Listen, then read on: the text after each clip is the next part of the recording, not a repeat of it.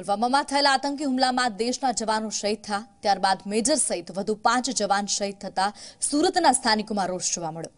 શું કહી રહ્યા છે સુરતના સ્થાનિકો, આવો સાંભળીએ।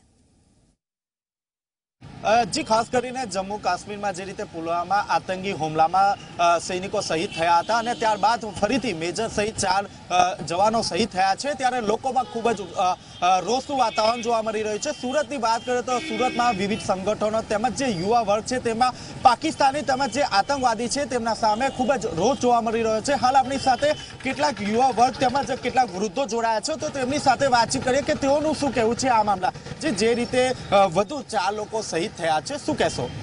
આ બાબતે મારે તો એટલું જ કહેવાનું છે કે આપણી ભારત સરકાર હવે કોઈ હાથ ઉપર હાથ દઈને બેસી ન રહેવું જોઈએ અને જે અલગાવાદીઓને આજે જે સુરક્ષા આપણે ખેંચી લીધી છે આનાથી પણ વધુમાં વધુ કડક કાર્યવાહી કરો અને શક્ય હોય તો એ ડિબેટ કરવાનું બંધ કરો અને જોરદાર કોઈ પણ કાર્યવાહી જે થતી ઓન ધ સ્પોટ અત્યારે ને અત્યારે થવી જોઈએ। આનો જવાબ આજે બીજા 4 જવાનો જે આપણા શહીદ થયા તો હવે શહીદપણું આપણે જોઈ નથી શકતા કારણ કે શહીદ થાય આપણા દેશના હરેક નાગરિકો અને જોઈ નથી શકતા।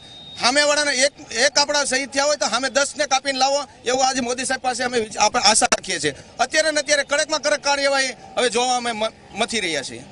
જી આપ શું કહેશો, જે રીતે વધુ 4 જવાનો શહીદ થયા છે, શું કહેશો?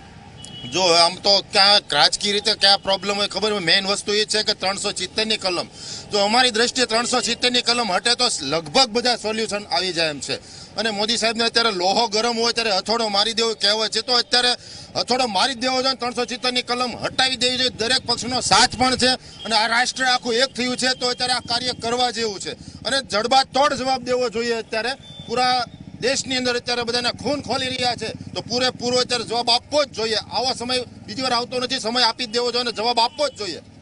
જે રીતે વધુ 4 સૈનિકો હોમાયા છે, શું કહેશો? મારું કહેવું પહેલું એ જ છે કે પહેલાં તો આપણે જે પથ્થરબાજો છે ને એનું કંઈક કરવાની જરૂર છે। એનું થાય ને તો આ બધું લાઈનમાં આવી જાય પછી કાંઈ વાંધો ન આવે।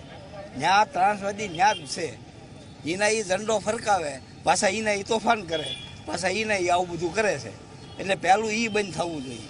એ બંધ થાય એની હાલ બધું બંધ થઈ જાય।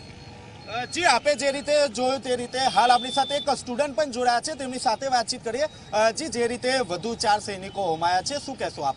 શું કહેશો એટલે જરૂરી એ નથી કે કોઈ હિન્દુ હોય કોઈ મુસલમાન હોય પણ હવે દેશને એક થવાની જરૂર છે। આ કેન્ડલ લાઇટ જળાવો છો, રેલી કાઢો છો એનો કોઈ મહત્વ નથી કારણ કે અત્યારે નવી પેઢી પણ વિચારી રહી છે કે કંઈક કરવું જોઈએ દેશ માટે। તો પહેલાં સૌપ્રથમ તો એ છે તમે તમારા પુત્રોને કે છોકરાઓને આર્મીમાં મોકલો, એમને બતાવો કે દેશ શું છે। આજે ટિકટોક બધું પર ફેમસ થાય છે અને 4 જઈ જે ટિકટોક પર વિડીયો બનાવતી કશું જ નહીં મળવાનું કે તમે સોશિયલ મીડિયા પર શેર કરો પણ તમે દેશની અંદરથી ભાવના જગાવો કે પબ્લિક હવે વિચારી રહી છે। કાલે જ અમારી ત્યાં બી રેલી ને બધું થયું છે પણ એનું કંઈ જ મહત્વ નહીં જે લગીન દેશ કે સરકાર એક ફેસલો લઈ લે પાકિસ્તાન ખિલાફ। એમને 200% નિયત વધારી છે કે આપણે પાકિસ્તાનથી જે આપણે આયાત કરીએ વસ્તુ લઈએ છીએ આપણે એની પર 200% વધુ વધારો કર્યું છે પણ એનાથી કશો જ ફાયદો નથી। પાકિસ્તાન ઇન્ડિયાને તો કોઈ બીજી જગ્યાએ મોકલશે, કોઈ બી તહીંના લોકો બી સારા છે, અહીંના લોકો બી સારા છે પણ વચ્ચે જે આવે છે તહીંનું પબ્લિક એ નથી બરાબર। એટલે સરકારે કંઈ એવો અટૂલ નિર્ણય લેવો જોઈએ